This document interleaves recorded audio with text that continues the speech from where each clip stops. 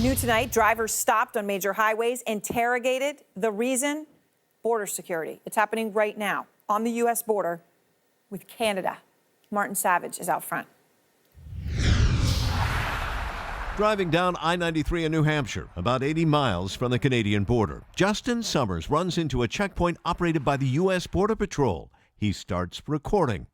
The Border Patrol agent tells him if he wants to keep driving south, he has to answer a question. Are you a United States citizen? Summer tells me he resented being stopped and interrogated. I indicate, hey, I don't want to answer these questions. I'd like to be on my way.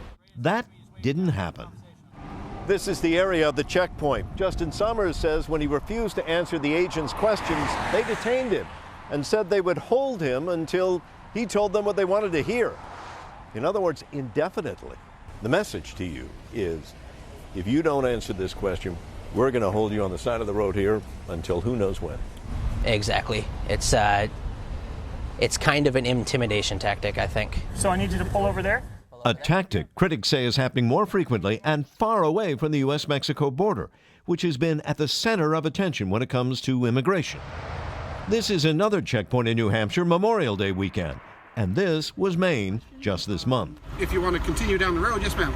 We need to know what country you're a citizen of. Hundreds, if not thousands, of individuals are being stopped, detained, seized, and interrogated without any reasonable suspicion, without any probable cause that a crime has been committed. And that's really not how our Constitution works. You have anybody in the trunk?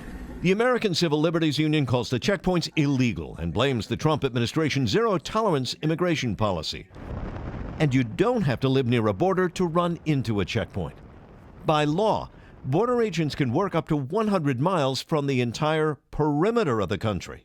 2/3 of individuals living in the United States actually fall within this 100-mile region. It gives us a chance to see what's going on, in our case, what's going on in our area. Sector Chief Dennis Harmon says the checkpoints aren't random but based on intelligence. He sees the questioning and detention of Americans as a minor inconvenience. It's no more of a stop or inconvenience than you have at a traffic light. The traffic light doesn't query me, though, as to what I'm doing or why. True.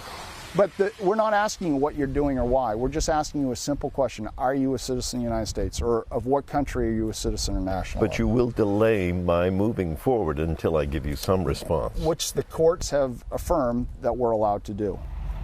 The checkpoint in Maine did apprehend an undocumented immigrant, but Harmon couldn't say how many Americans had to be stopped and questioned to make that happen. Meanwhile, in neighboring New Hampshire, Justin Summers was eventually released and says he'd do it all again. After all, he lives in a state whose motto is live free or die.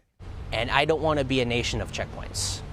I don't want to be a nation where you have to prove that you have the right to be where you are doing your daily activities.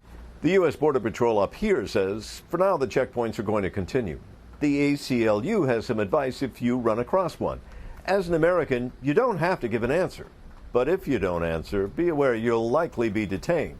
And even though the law says you can only be detained briefly, well, your idea of briefly and the Border Patrol's idea of briefly could be very different.